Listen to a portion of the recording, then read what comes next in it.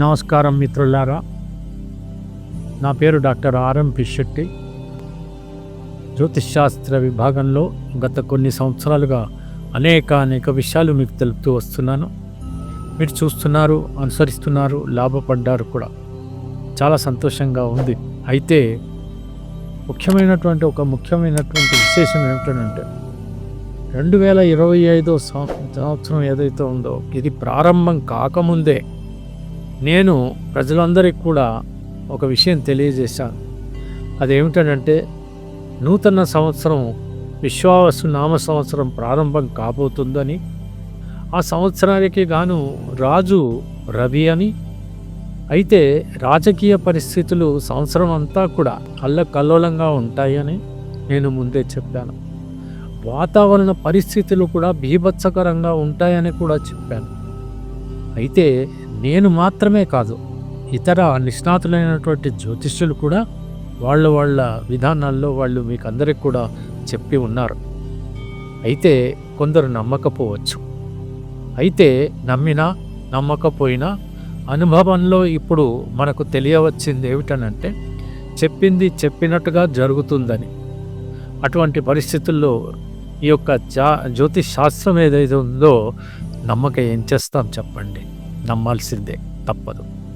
ఎందుకంటే మనము బ్రతికి బట్ట కట్టాలి కనుక, మనం బ్రతుకును సాగించాలి కనుక, మనము తిండి తినాలి కనుక, ప్రాణంతో ఉండాలి కనుక మనం ఖచ్చితంగా జ్యోతిష్యాన్ని నమ్మవలసిందే. అది రుజువైంది కూడా. సప్తగ్రహ కూటమి అని చెప్పామా?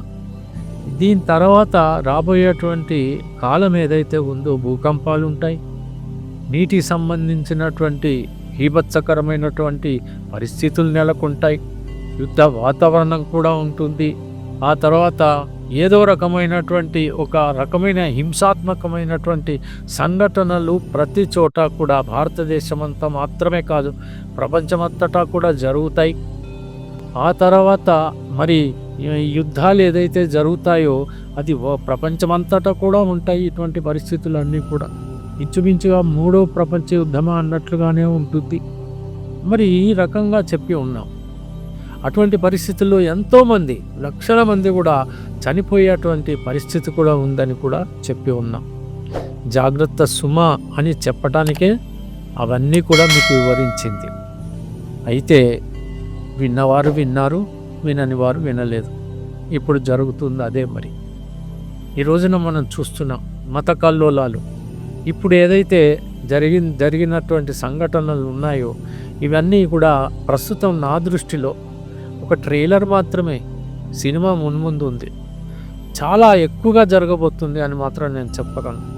అయితే ప్రత్యేకంగా ఏ డేట్స్లలో ఈ సంవత్సరంలో ఇంకా ఘోరమైనటువంటి పరిస్థితులు నెలకొని ఉంటాయో అవన్నీ కూడా నేను తర్వాత వీడియోలో తప్పకుండా నేను తెలియజేస్తాను. కానీ ఓవరాల్గా మాత్రం నేను చెప్పగలిగేది ఏమిటంటే దయచేసి ప్రజలందరూ కూడా తమ జాగ్రత్తలో ఈ సంవత్సరం అంతా ఉండవలసిందే. విలాసాలకని, విందులకని, లేకపోతే ఇతరత్రాని ఏదో అనవసరమైనటువంటి దూర ప్రయాణాలు చేసి ఆపదలతో కొని తెచ్చుకోవద్దు. ఏదో ఉద్యోగరీత్యానో లేకపోతే వ్యాపార రీత్యానో తప్పదు వెళ్ళవలసిందే అని అనుకుంటే మాత్రం ఆ వెళ్ళేటువంటి వాళ్ళు వెళ్ళి వాళ్ళ పనులు పూర్తి చేసుకుని మళ్ళీ సురక్షితంగా ఇంటికి తిరిగి రావాలి.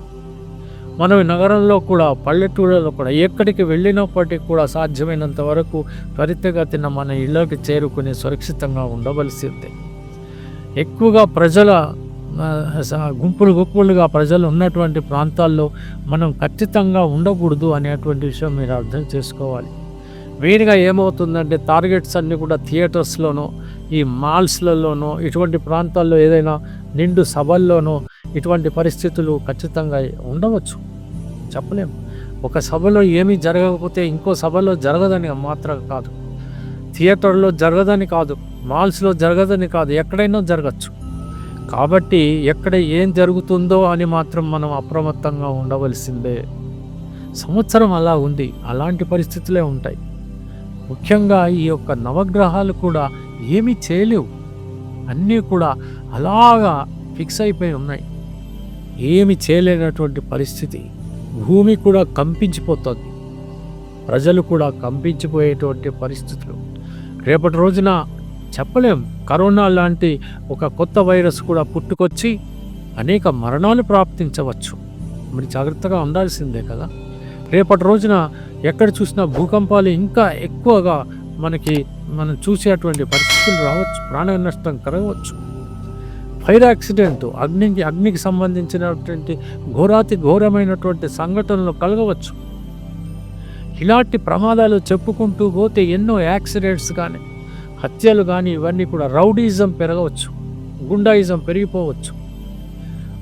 పాలన సరి అయినటువంటి గవర్నెన్స్ లేక వైలెన్స్ అనేది పెట్రైపోవచ్చు. ఇలాంటి పరిస్థితుల్లో దేశమంతా కూడా ప్రజలు ఖచ్చితంగా జాగ్రత్తగా ఉండవలసిందే సుమా. బ్రతికుండిన బలిసాకుబడియవచ్చు. ఎందుకంటే ప్రాణాలతో ఉంటేనే కదా జీవితం. ప్రాణాలు లేకపోతే ఏముంది? ఏమీ లేదు. కాబట్టి దయచేసి జ్యోతిష్యులు చెప్పినటువంటి మాటని ఈ ఒక్కసారైనా మన్నించి ఇప్పుడైనా నమ్మి మీరు గనక చాలా జాగ్రత్తగా ఉండగలిగితే, మొన్న జరిగినటువంటి ఏదైతే సంఘటన ఉందో 28 మంది కాశ్మీర్లో చచ్చిపోయారని అంటే ఏమిటా సంఘటన? ఎంత ఘోరమైనటువంటి సంఘటన అది.